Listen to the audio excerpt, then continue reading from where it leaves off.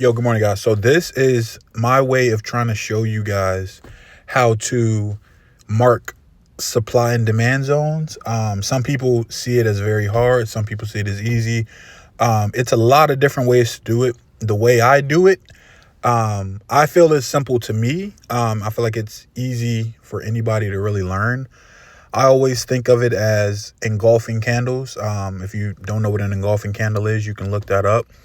But basically, I'm going to try to show you guys on the chart as best as I can.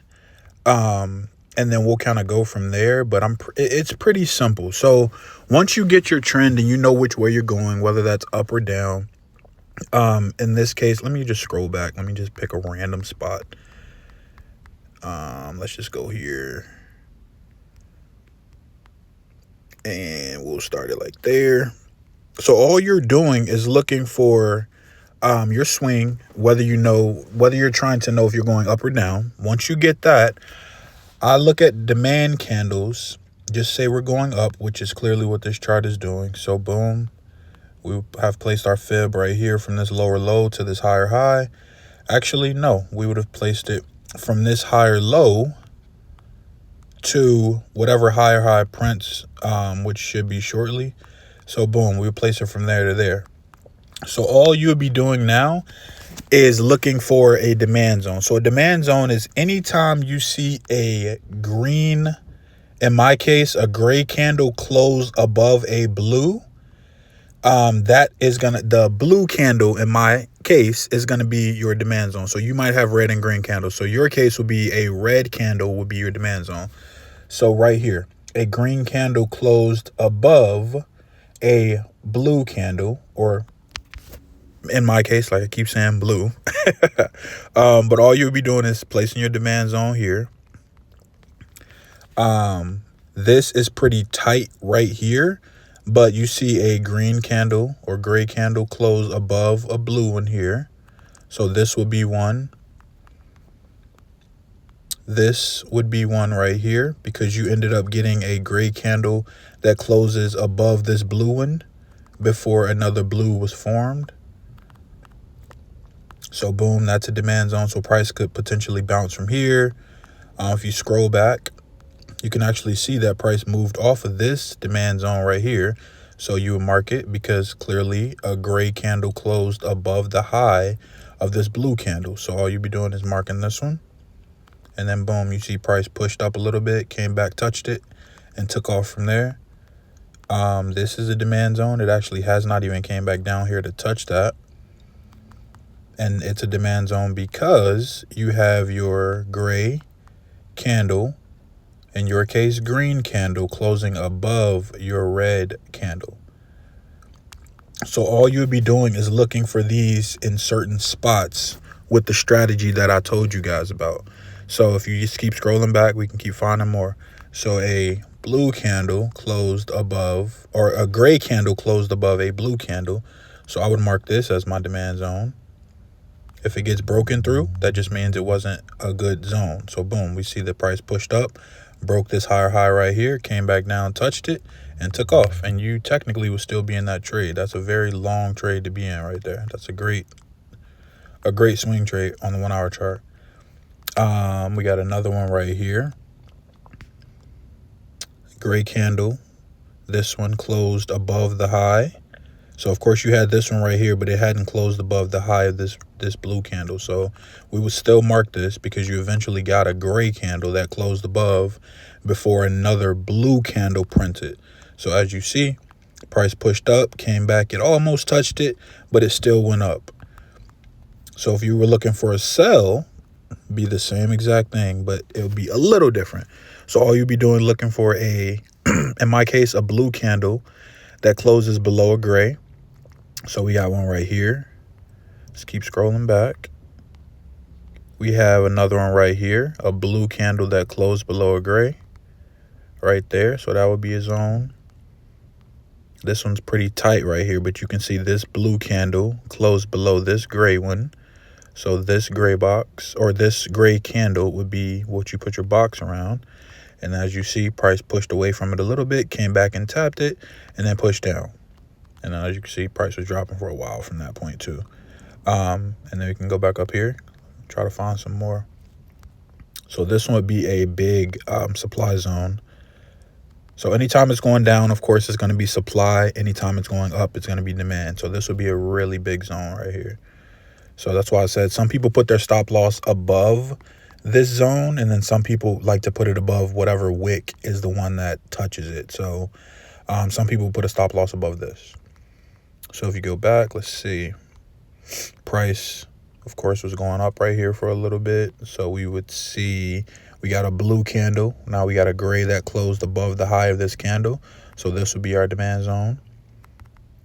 You can mark this whole candle, or you can do the candle right next to it as well, like the low of that candle, just to give it a little extra room.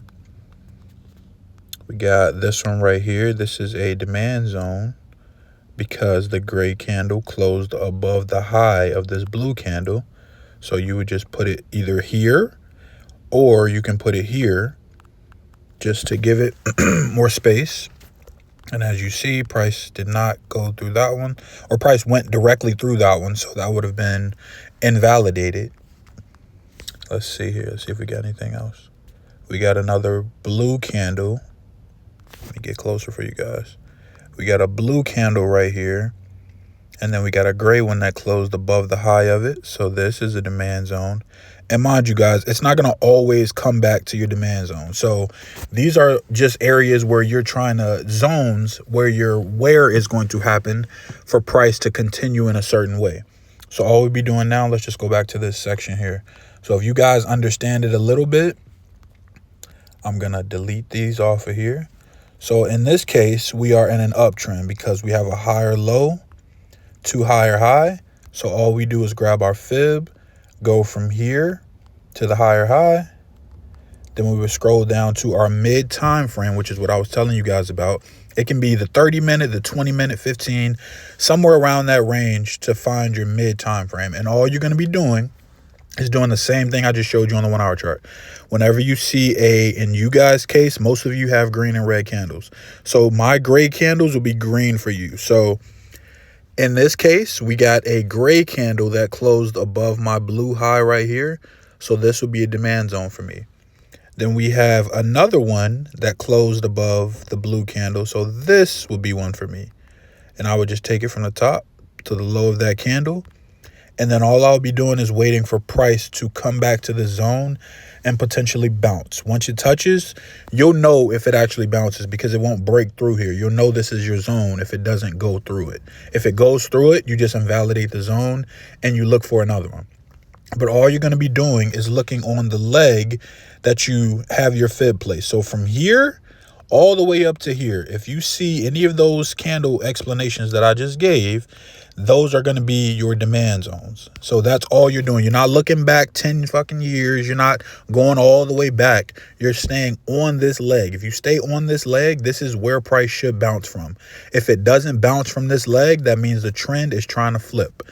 Always remember that. If it doesn't use this leg that you have your fib marked on, the trend is trying to flip. In this case, it would be trying to flip to a downtrend.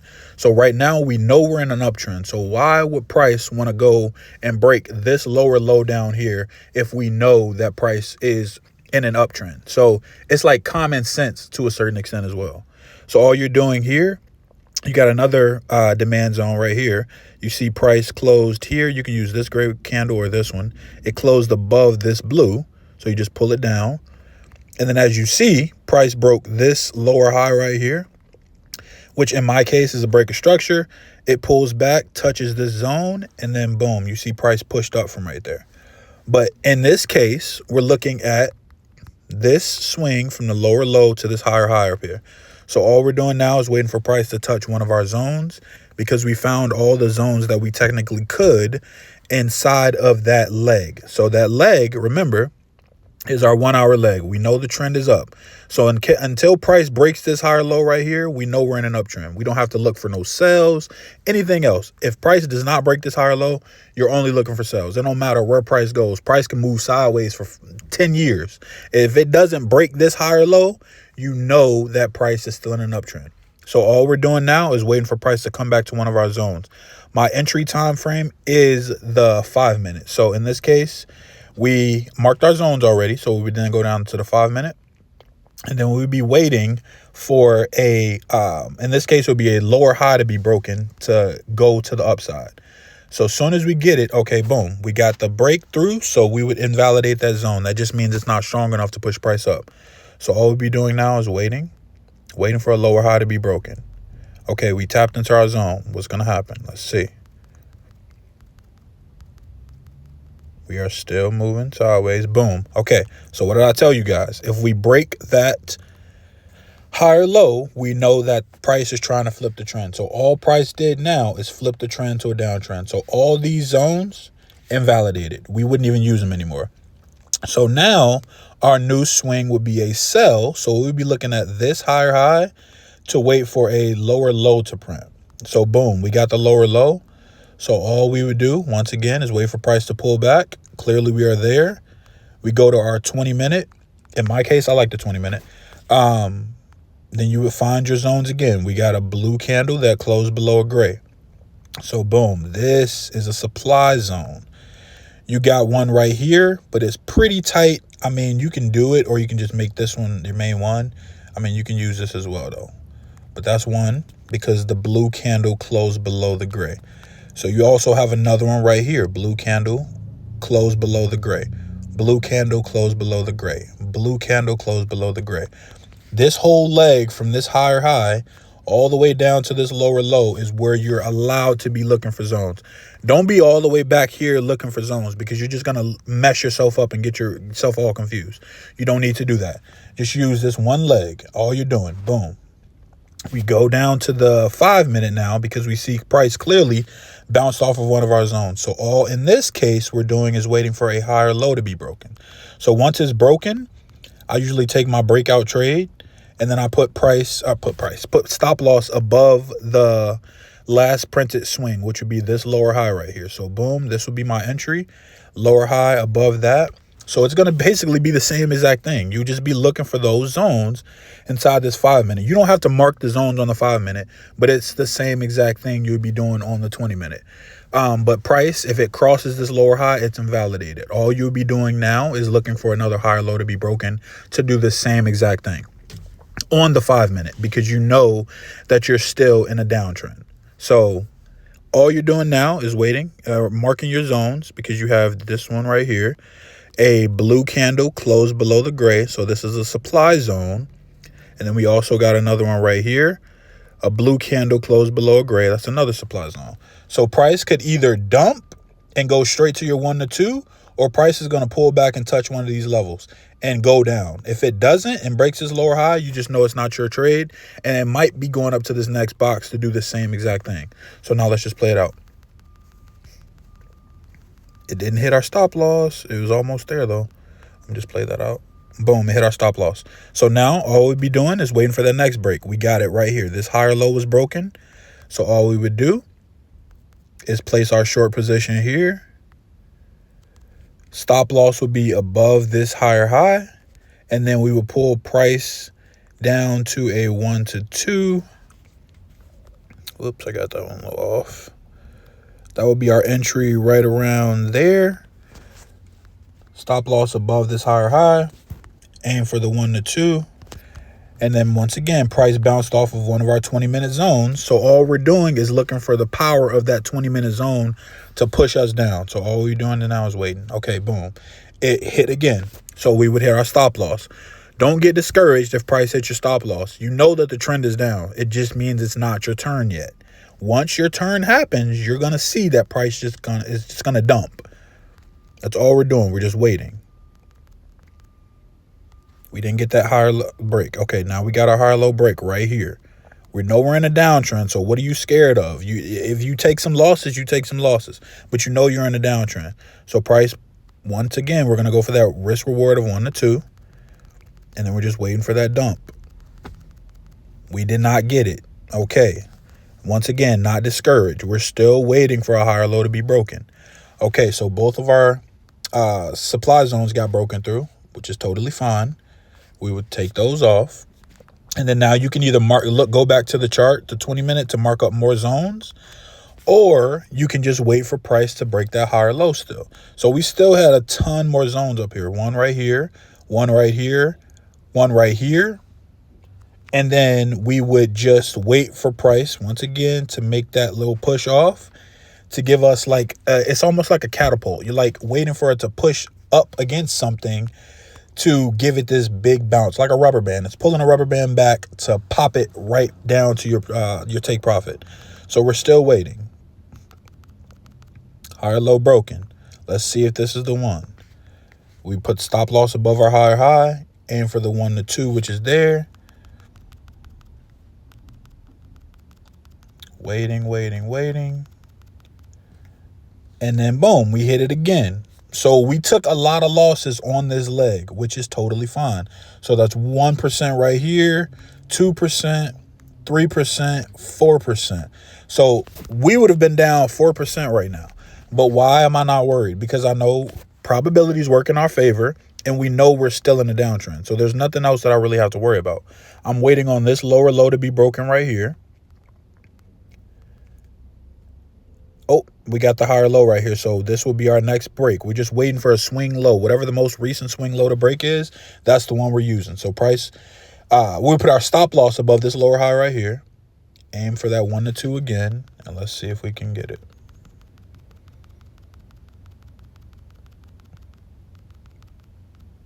Nope, we did not get it again. So that is another percent that will be down. Most people would say, okay, I'm done with this strategy. Let's go and grab something else. Because yes, I take losses too. But I'm saying it's the point of knowing what trend you're in. You don't want to start flipping the buys because you are taking losses. You know that it's just not your turn. And once price goes, it's going to go. So all we're doing is waiting, waiting and waiting and waiting. We might be just moving sideways. Boom. And there we go. We finally hit our take profit. And then you also would have got basically half of the money back that you lost. And price still could go down to here because this is our swing low leg. And that's where price needs to break for it to start technically a new trend or to continue the downtrend. So we just play it out. So yeah, if we wouldn't have got out right there, of course, we would have took our loss. But we still got a 1 to 3 off of that move because of that dump right there. So you would have got half of your money back, and then all you'd be doing is waiting for the same thing to happen again because we know we're still in a downtrend. So price hasn't broke this swing up here. We know we're still in a downtrend. We're just waiting for that higher low to be broken. Boom. Where's that higher low at right? Yeah, did we get a break? Yeah, we did. So we could just put stop loss above this higher high up here and then aim for that 1 to 2 again. So boom, we just keep waiting, keep waiting. Let's see what price does. We know we're in a downtrend, so what are we worried about? Nothing. We don't have to worry about anything. We know we're in a downtrend. If price breaks our swing, we just flip to an uptrend. That's it. Boom, we flipped to an uptrend. But we would have got most of this move back. We would have made all our money back off of this move right here. That's it. You would have been eating off of one leg. That is it, guys. If you guys have any more questions, just let me know. I'm here to help.